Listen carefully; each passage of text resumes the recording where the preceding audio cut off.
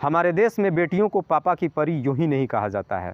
एक बच्ची अगर सबसे ज़्यादा किसी के दिल के करीब होती है तो वो अपने पिता के दिल के करीब होती है। हालांकि ऐसा नहीं है कि एक पिता सबसे ज़्यादा अपने बच्चों से ही मोहब्बत करता है। बेटा हो या फिर बेटी, माता पिता अपने दोनों बच्चों से बेइंतहा मोहब्बत करते हैं। इनकी ज़िंदगी संवारने के लिए दिन रात मेहनत भी करते हैं। अपनी ख्वाहिशों को मार करके अपने बच्चों की तमाम ख्वाहिशें भी पूरी करते हैं। लेकिन यही बच्चे जब बड़े होते हैं एक ऐसा कदम उठा लेते हैं जिसकी वजह से माता पिता समाज में कहीं मुंह दिखाने लायक नहीं रह जाते हैं। आज की कहानी में भी सेम कुछ ऐसी होता है। एक पिता अपनी बच्ची से बेइंतहा मोहब्बत करता है, लेकिन वही बच्ची जब बड़ी होती है एक दिन अपने घर परिवार वालों को विरोध जा करके और अपने आशी के साथ फरार हो जाती है। तो वहीं दूसरी तरफ पुलिस वालों को एक ऐसी बच्ची की डेड बॉडी मिलती है कि पुलिस अपनी तमाम कोशिश कर लेती है, लेकिन उस बच्ची का कहीं कोई शिनाख्त ही नहीं हो पाता है। देखते ही देखते लगभग 3 साल का समय गुजर जाता है, लेकिन पुलिस अपने जिद पे अड़ जाती है और अपनी कड़ी मुशक्क़त के बाद आखिरकार 3 सालों बाद इन दोनों केसों का कड़ियों को जोड़ने में कामयाब हो जाती है और आखिरकार 3 सालों बाद इस केस का खुलासा करती है। लेकिन पुलिस जब इस केस का खुलासा करती है और जब असलियत लोगों के सामने आता है तो इसे सुनने के बाद हर कोई हैरान हो जाता है, परेशान हो जाता है। वाकई में दोस्तों, आज की जो कहानी है ये आपको भी हैरान कर देने वाली है, परेशान कर देने वाली है। नमस्कार, आदाब, मैं हसमुद्दीन और आप देख रहे हैं सफ़र क्राइम तक। आज की जो सच्ची घटना मैं आपको सुनाने वाला हूं, दरअसल ये घटना है राजस्थान प्रदेश की। राजस्थान प्रदेश का एक ज़िला पड़ता है धौलपुर और इसी धौलपुर का एक थाना पड़ता है मानिया।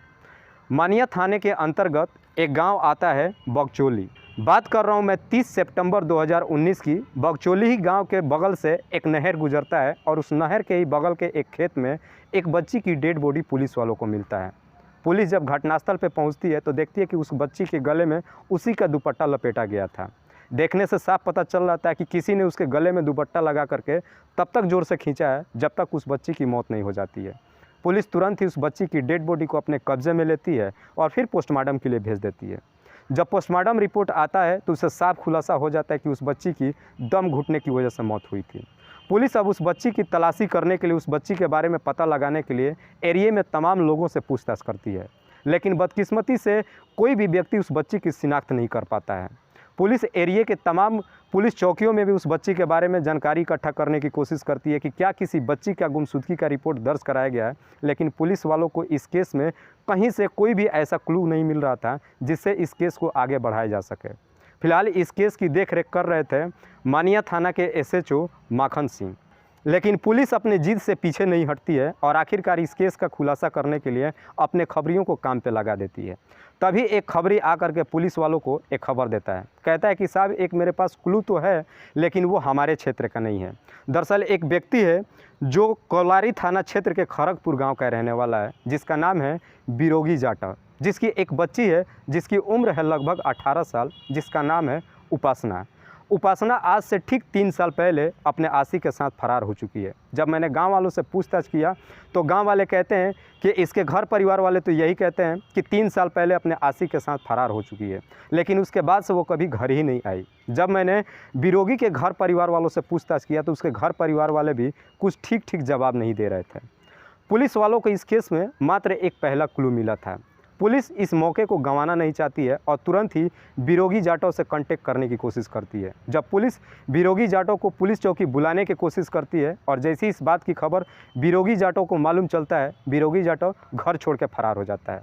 लेकिन बिरोगी जाटव जब घर छोड़ के फरार होता है और इस बात की खबर पुलिस वालों को मिलता है तो पुलिस भी एकदम अपने आप में कंफर्म हो जाती है कि ज़रूर इस केस में बिरोगी जाटव का कुछ न कुछ रोल है। पुलिस तुरंत ही एक टीम गठित करती है और बहुत जल्दी बिरोगी जाटव को अपने कब्जे में लेकर के पुलिस थाने पहुंच जाती है। और जब पुलिस बिरोगी जाटव से पूछताछ करती है तो एक ऐसा खुलासा करता है जिससे सुनने के बाद पुलिस वाले भी दंग रह जाते हैं।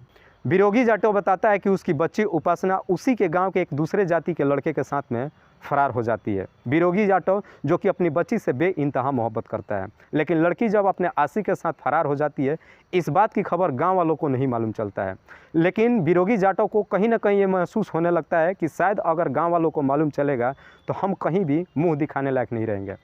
बिरोगी जाटव अपनी बच्ची उपासना की तमाम जगहों पर तलाशने की कोशिश करता है, लेकिन उसका कहीं पता नहीं चलता है और आखिरकार कुछ दिनों के बाद उपासना एक दिन अपने घर वापस आ जाती है। लेकिन जब बिरोगी जाटव अपनी बच्ची को देखता है वो बड़ी ही खुश होता है कि चलो आखिरकार उसकी बच्ची घर वापस आ गई।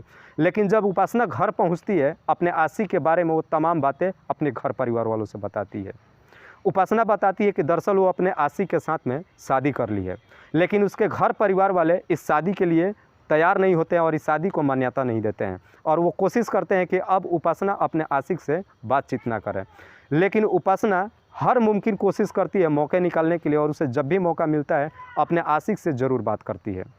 जब बिरोगी जाटव को लगता है कि उसकी बच्ची अपनी हरकतों से नहीं मानने वाली है, एक दिन बिरोगी जाटव उपासना को लेकर के उसके मामा के घर ग्वालियर पहुंच जाता है और ग्वालियर में अपने मामा के घर ही उपासना को छोड़ करके वापस अपने घर आ जाता है।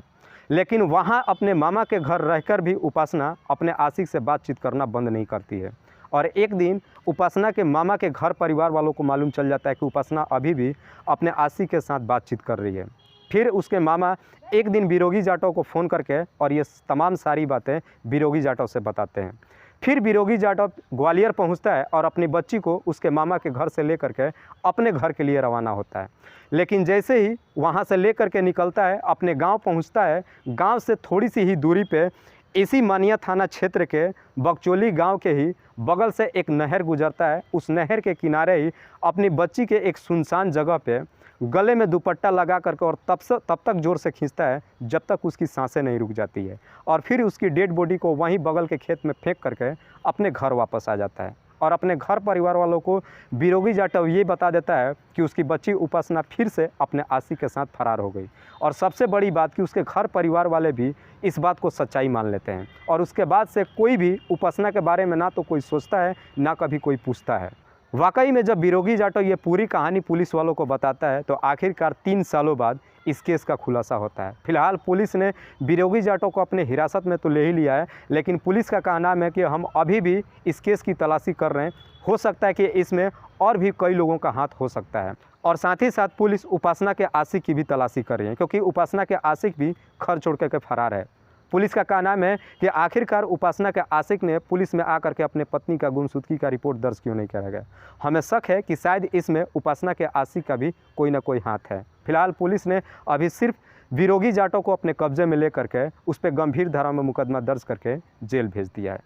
दोस्तों, इस कहानी को सुनाने का उद्देश्य मुझे किसी को परेशान नहीं करना है, किसी को तकलीफ नहीं पहुंचाना है। बस आपको बताना है आप जहां भी रहें सुरक्षित रहें और अपनों का ख्याल रखें। तब तक के लिए जय हिंद, जय भारत।